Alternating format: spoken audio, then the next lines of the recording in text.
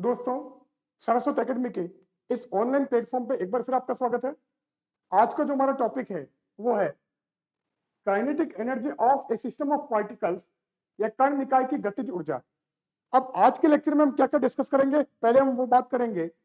तो ये हमारा जो मैकेनिक्स का चैप्टर चल रहा है वो हमारा थर्ड चैप्टर है और ये फोर्थ लेक्चर है।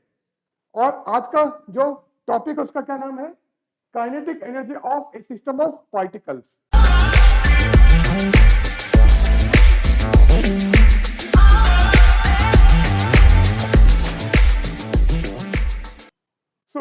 आज के लेक्चर में हम क्या क्या डिस्कस करेंगे।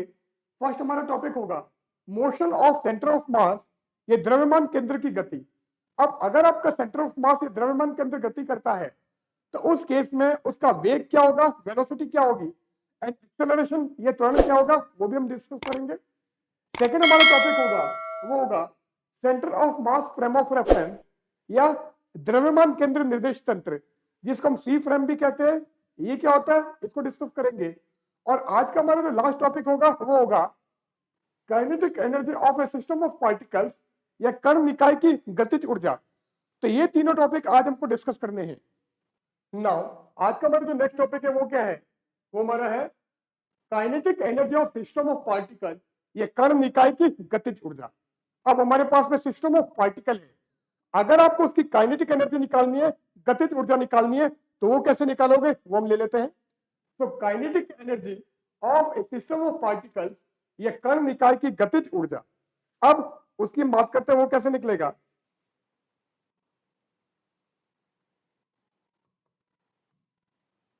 अब ये हमारा फ्रेम है ओ एक्स वाई जेड, क्लियर है। अब यहां पर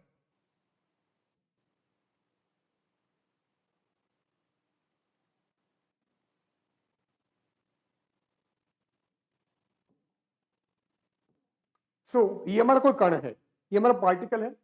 इस पार्टिकल का मास में एम आई मान लेता हूं एंड इसका जो पोजीशन वेक्टर है स्थिति सदिश है वो क्या हमारा आर आई, ठीक है। तो कण हमारा हमने लिया है आई एच पार्टिकल लिया है, आई वा कण लिया है।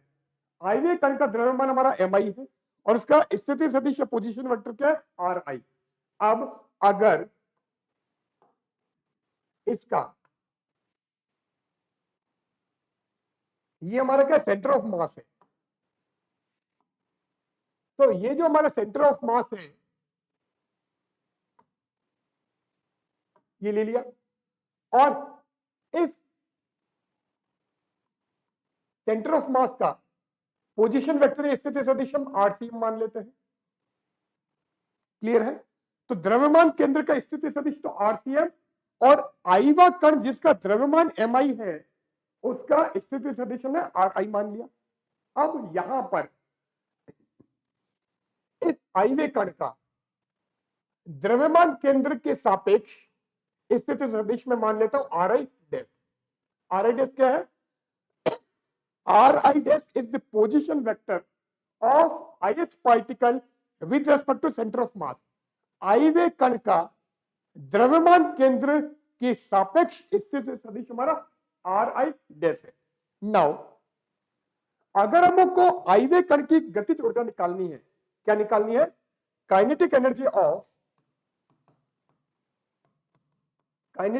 ऑफ आई एच पार्टिकल, क्या हो गया? आई वे कण की गतिज ऊर्जा, आई वे कण की गतिज ऊर्जा, आई वे कण की गतिज ऊर्जा मैं ई आई मान लेता हूं। तो ई आई क्या हो जाएगा? Half M I V I square. और वी आई क्या है? V I is the velocity of I H particle. I वे कण का जो वेग है वो हमारा वी आई है। अब हमको पता है कि ए स्क्वायर क्या होता है? ए डॉट ए, ये हमारा होता है ए डॉट ए को हम ए स्क्वायर लिख सकते हैं। इसका मतलब अगर मैं वी आई स्क्वायर की बात करूं तो ये हमारा क्या हो जाएगा? Half M I V I dot V I, ये आ गया। इसको आप इक्वेशन नंबर 1 कर, ठीक है। अब हम चलते हैं इस ट्राइंगल में। तो अगर हम इस त्रिभुज की बात करें तो triangular law of vector addition या सदिश योग का त्रिभुज नियम की अगर बात करते हैं तो उसके अकॉर्डिंग क्या आएगा,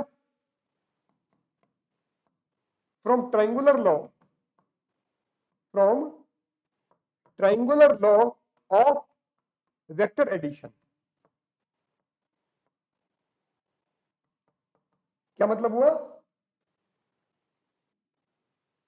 सदिश योग का त्रिभुज नियम, योग का त्रिभुज नियम। तो अगर आप triangular law of vector addition लगाओगे तो उसके अकॉर्डिंग क्या जाएगा, आर आई हमारा हो जाएगा R C M plus R I dash, ये आ जाएगा। अब आप इसका डिफरेंशियल कर दो, तो अगर मैं इसका डिफरेंशियल करूं या अवकलन करूं तो वो क्या हो जाएगा, ये हमारा हो जाएगा D R I by D T is equal to D R C M by D T plus D R I dash by D T, ये आ गया। अब D R I by D T का मतलब आई वे कण का वेग, तो इसको मैं लिख देता हूं वी आई, तो ये तो क्या हो गया वी आई, ये क्या हो जाएगा वीसीएम द्रव्यमान केंद्र का वेग या वेलोसिटी ऑफ सेंटर ऑफ मास, और ये क्या हो जाएगा वी आई डैश, ये आ गया। इसका मतलब यहां से हमको क्या मिल गया, हमको यहां पे मिल गया V I equal to VCM plus V I dash, इसको आप इक्वेशन नंबर 2 कर दो। अब इक्वेशन 2 से वैल्यू 1 में रखेंगे, समीकरण 2 से मान हम 1 में रखेंगे, तो अगर मैं ये वैल्यू यहां पर रखूं तो मेरे को क्या मिलता है, मेरे को मिल जाएगा ई आई इक्वल टू हाफ एम आई, और वी आई की जगह आप क्या रख रहे हो V C M plus V I dash, तो V I dot V I था, तो साथ में क्या जाएगा V C M plus V I dash, ये आ गया। अब आप ए डॉट ए कर दो, तो अगर मैं इसको खोलूं तो ये क्या हो जाएगा half M I VCM dot VCM क्या हो जाएगा VCM square, V I dash dot VCM क्या हो जाएगा V I dash dot VCM, यही आ गया। प्लस आपने इसको इससे कर दिया, इसको इससे कर दिया। अब हम वीसीएम को वी आई डॉट से करते हैं, तो A dot B equal to B dot A होता है, तो इसको भी मैं क्या लिख सकता हूं V I dash dot VCM, ये आ गया।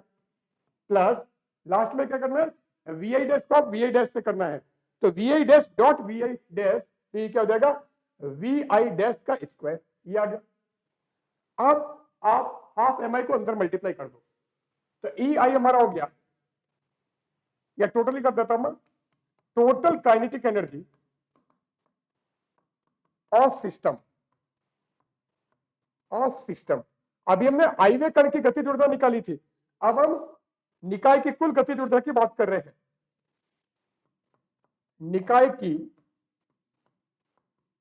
कुल गतिज ऊर्जा,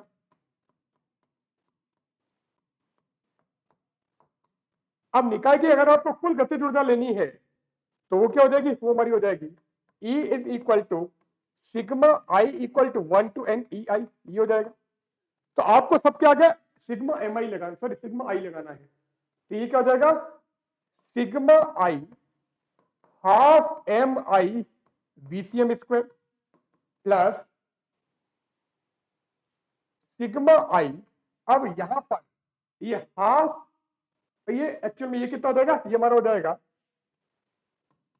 डबल हो जाएगा twice V I dash dot VCM, ये हो गया। अब यहां पर ये 2 और ये 2 कैंसिल हो जाएगा, तो ये क्या हो जाएगा sigma I M I V I dash dot VCM, ये आ गया। नाउ प्लस, अब लास्ट में आप इसको इससे मल्टीप्लाई करोगे, ये हो जाएगा sigma I half M I V I dash square, ये आ गया। क्लियर है। अब यहां पर एक लाइन लिखने की जरूरत है, क्या है, for centre of mass of the system, for centre of mass of the system क्या मतलब हुआ? निकाय के द्रव्यमान केंद्र के लिए। अब सेंटर ऑफ मास के लिए क्या प्रॉपर्टी है? For centre of mass of the system, ये निकाय के द्रव्यमान केंद्र के लिए हमारे पास में है sigma I M I R I dash equal to 0, ये होता है।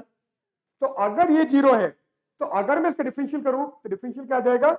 इसका मतलब ये हो जाएगा sigma I M I D R I dash by D T, जो कि क्या हो जाएगा वी आई डैश, ये भी क्या आ जाएगा 0। तो अगर ये 0 है तो आप इसको 0 कर दो, 0 कर देते तो आपका केवल ये फर्स्ट और लास्ट वाला बचेगा, तो इसको मैं लिख देता हूं। तो मेरे को क्या मिल गया? E equal to sigma I half M I VCM square. First तो ये है। अब इसकी बात करें तो ये क्या है? Plus sigma I half M I V I dash square, ये है। नाउ क्लियर है कि ये क्या है? ये निकाय का संपूर्ण द्रव्यमान, ये total mass of the system. तो हमको क्या मिल गया? E इक्वल टू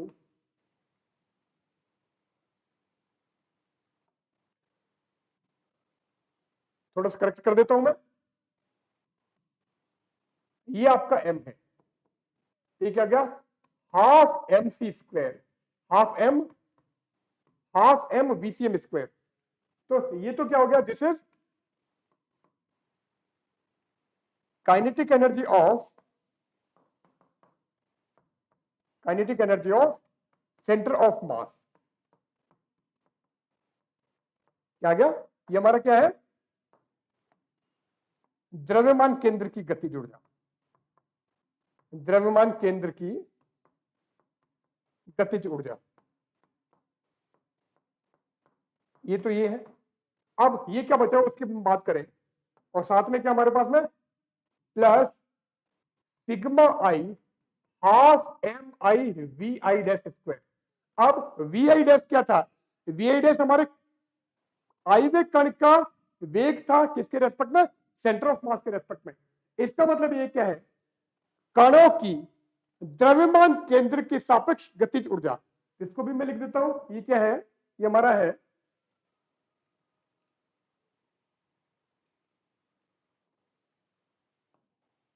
ये है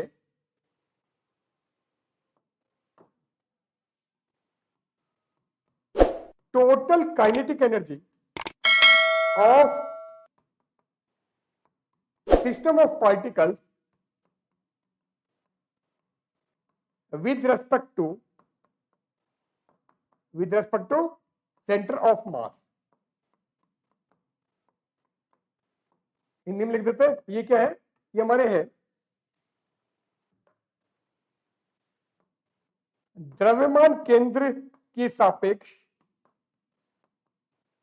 द्रव्यमान केंद्र के सापेक्ष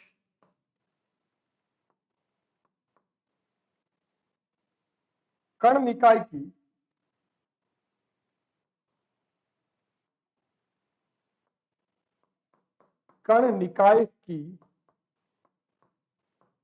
कुल गतिज ऊर्जा, कुल